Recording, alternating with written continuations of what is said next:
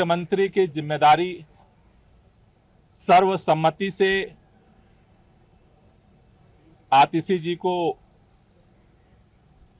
दी गई है। अरविंद केजरीवाल जी ने दिल्ली के लोगों के हितों के लिए, दिल्ली के लोगों के काम को जारी रखने के लिए निर्णय लिया कि जेल के अंदर हम इस्तीफा नहीं देंगे और जेल से सरकार चलाएंगे। नए मुख्यमंत्री की जिम्मेदारी है संघर्ष को जारी रखना, भाजपा के नेताओं से, भाजपा की सरकार से, भाजपा के षड्यंत्रों से दिल्ली के जनता के कामों को सुरक्षित रखना। आज दिल्ली के आम आदमी पार्टी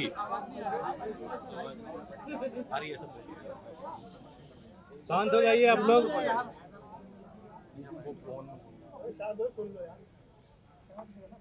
दिल्ली के अंदर आम आदमी पार्टी के विधायक दल की बैठक बुलाई गई थी, जिस बैठक में दिल्ली के अगले चुनाव तक मुख्यमंत्री की जिम्मेदारी सर्वसम्मति से आतिशी जी को दी गई है। ये जो जिम्मेदारी दी गई है, आप सब जानते हैं कि एक विषम परिस्थितियों में ये जिम्मेदारी देनी पड़ी है, क्योंकि जिस तरह से भारतीय जनता पार्टी की केंद्र सरकार ने, पूरी भारतीय जनता पार्टी ने, देश के माननीय प्रधानमंत्री जी ने षड्यंत्र करके, एजेंसियों का दुरुपयोग करके आम आदमी पार्टी को खत्म करने का, दिल्ली की सरकार को, देश के अंदर जिस तरह से सरकारों को तोड़ा गया उसी तरह से दिल्ली की सरकार को भी तोड़ने का जिस तरह से अभियान चलाया, उन सभी अभियानों को फेल करते हुए आम आदमी पार्टी ने अपनी एकजुटता को, विधायकों की एकता को, सरकार की स्थिरता को और सरकार के कामों को जारी रखा। इन्होंने ये कोशिश की कि अरविंद केजरीवाल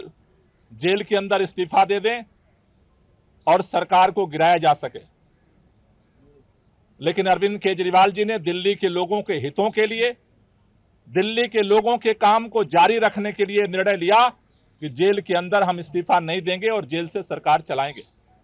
और उन्होंने सरकार चलाई, लेकिन जेल से आने के बाद उन्होंने निर्णय लिया कि जिस तरह से अरविंद केजरीवाल की जो सबसे बड़ी ताकत है, ईमानदारी की ताकत,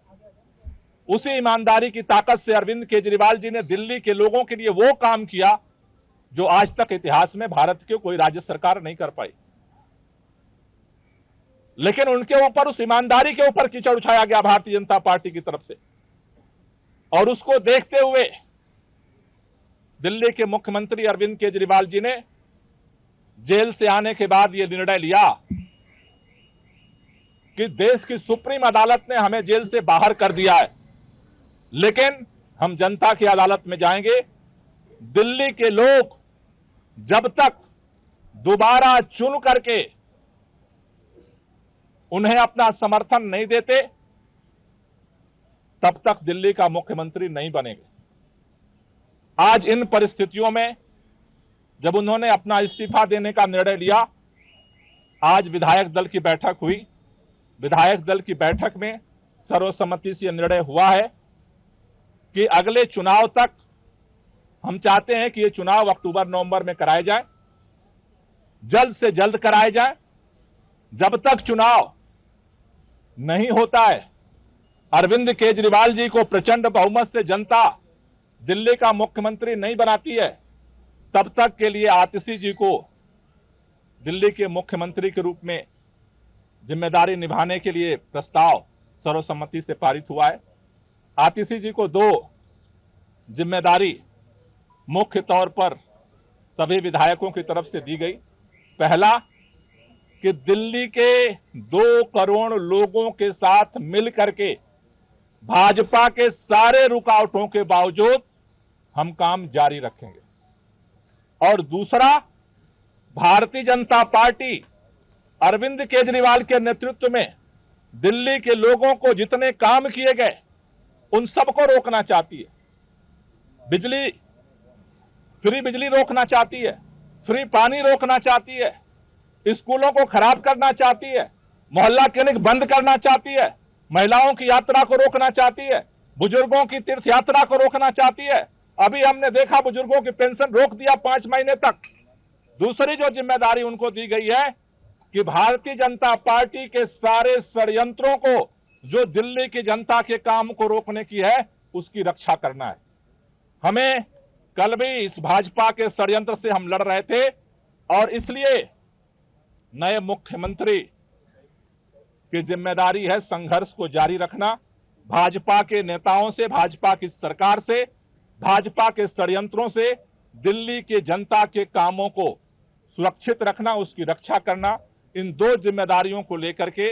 नई सरकार का गठन होगा।